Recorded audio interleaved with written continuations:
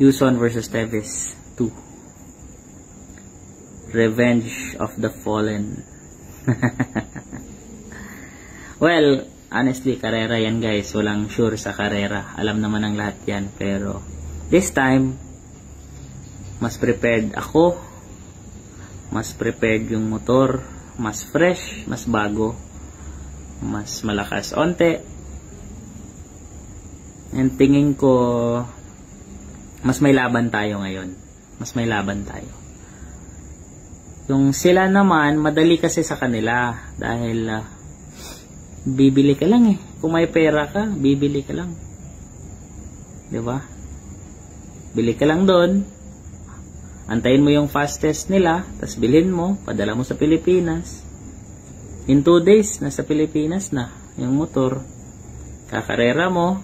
Lagyan mo ng sticker ng team mo. Ayun.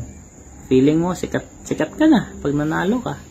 Pero, hindi yan yung essence ng racing eh, for me. Ako, iba ako. Gusto ko yung sarili mong kamay, yung nadudumihan, kaka-assemble ng makina, kaka-experiment, tapos lalakas yung motor mo. At least lalaban man lang. Laban na yung KR. Oh, okay din yung KR. Okay din yung KR. Kulang lang yun ng konting fine-tuning. Nahati kasi yung oras namin dahil nagloko yung KTM. Nagloko siya in a way na sobrang daming nasira na supposed to be hindi naman nasisira. So we were caught off guard. Ang laking oras ang nabawas para sana sa KR, sa tuning ng KR.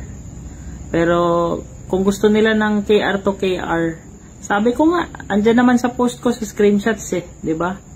Na KTM to Sonic yung hamon nila, game anytime. Basta Pinoy hindi aatras. Sonic to KTM, game anytime. Sabi ko nga, i-side bet na natin yung KR to KR. Walang problema. Walang problema. Sabi daw, laos na daw yung KR niya. Di ko nga sinabi laos yung CRF ko dati, 2008 model yun, kinarera. Last year, 2022. Ilang years na yun. Diba? Kung palaban ka, laban ka. Basta ako, ganyan ako. Doon, dahil sa motor, for me ha, dahil sa motor na yon, nabuhay ulit yung super open, yung open category ng Pilipinas eh. Kasi dati, bihira na lang may entry ng open category.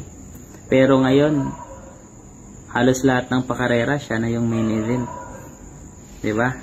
Same open rider para mas maganda. Oh! Open rider na. Open rider na. Ayoko rin yung tulad nung ginawa nila sa akin dati na tinitake advantage yung rider. Kung tay-tay, para pareho, wala na masabi. Baka kasi matalo, sabihin naman, Pinoy kasi yung rider namin eh. Ganito, ganyan. Diba? Nag-post na ako. Pag talo, wag na maging abogado. Pag talo ka, lagay mo sa utak mo, pag talo ka, wag kang rason ng rason. Di ka abogado. Mekaniko ka. Mag-improve ka. Diba? Pag talo, mag-improve. Huwag mag-abogado.